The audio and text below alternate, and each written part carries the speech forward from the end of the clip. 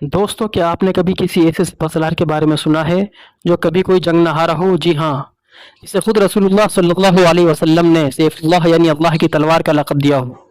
दोस्तों, हम बात कर रहे हैं एक ऐसे कमांडर की जिसका नाम सुनकर दुश्मनों के पांव कांप जाते थे, जिसका नाम सुनकर दुश्मन मैदान जंग से भाग खड़े होते थे, और जिसने महज 30,000 का लश्कर लेकर 2 लाख की रोमी सल्तनत को हराकर वापस भेज दिया था। दोस्तों, हम बात कर रहे हैं इस्लाम के सैफुल्लाह यानी इस्लाम की तलवार, अल्लाह की तलवार हजरत खालिद बिन वलीद रज़ी अल्लाह तआला अन्हु की। खालिद बिन वलीद मक्का के कुरैश कबीले से ताल्लुक़ रखते थे। शुरुआत में वो इस्लाम के मुखालिफ थे। उन्होंने जंग उहद में मुसलमानों को भारी जान और माल का नुकसान पहुंचाया था, लेकिन जब सच्चाई सामने आई और नबी पाक सल्लल्लाहु अलैहि वसल्लम की सदाकत के बारे में उन्हें पता चला और मुसलमानों की ईमानदारी के बारे में उन्हें पता चला और इस्लाम की अच्छी चीज़ों के बारे में, अच्छी बातों के बारे में जब उन्हें पता चला, तो वह फतेह मक्का से पहले ही वो मुसलमान बन चुके थे और फिर उन्होंने पीछे मुड़कर कभी नहीं देखा।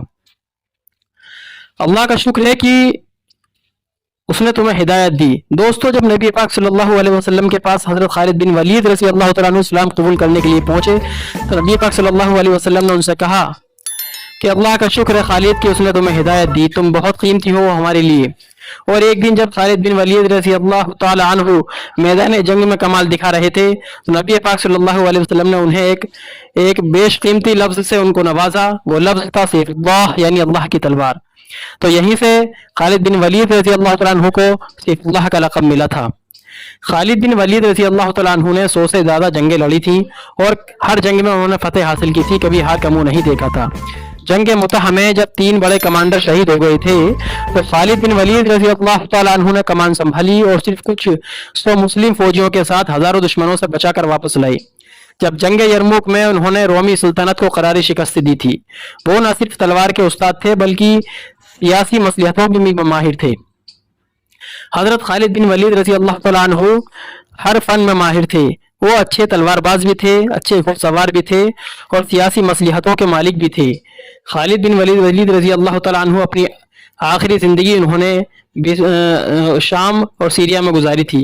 वो बिस्तर पर लेटे हुए थे और अपनी मौत को नज़दीक से देखकर उन्होंने कहा कि मेरे जिस्म में एक भी ऐसा हिस्सा नहीं है जहाँ तलवार भाले के निशान न हो, पर मैं आज बिस्तर पर लेटा हुआ हूँ। मैंने सैकड़ों जंगें लड़ी हैं, मेरे जिस्म पर तलवार और भालों और तीरों के जख्म हैं, लेकिन अफसोस मैं मैदान जंग में शहीद नहीं हुआ। आज मैं बिस्तर पर मर रहा हूँ, तो डरपोकों को नींद नहीं आनी चाहिए। ये थे वो अल्फाज उस बहादुर सिपाही के जिसकी हर सांस जिहाद के लिए थी। खालिद बिन वलीद रज़ी अल्लाह तआला अन्हु ना सिर्फ एक महान सिपहसालार थे बल्कि एक सच्चे मोमिन भी थे।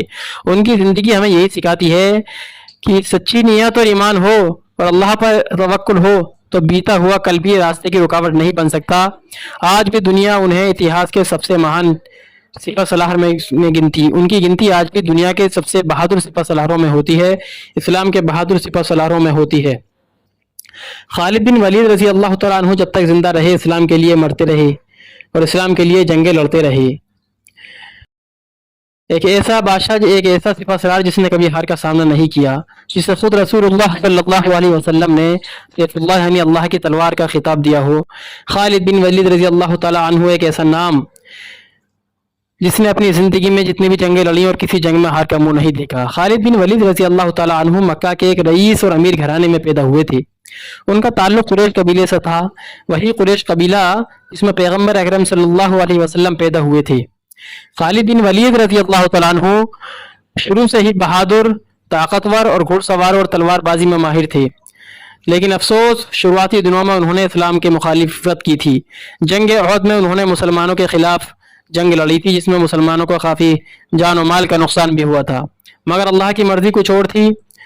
खालिद बिन वलीद रज़ी अल्लाह तआला अन्हु ने देखा कि इस्लाम सच्चा दीन है और मुसलमानों की ईमानदारी उन्हें अंदर से हिला गई। उन्होंने मक्का छोड़कर मदीना की ओर हिजरत की। वहाँ रसूलुल्लाह सल्लल्लाहु अलैहि वसल्लम के सामने पेश होकर उन्होंने कलमा पढ़ा और बन गए मुसलमान।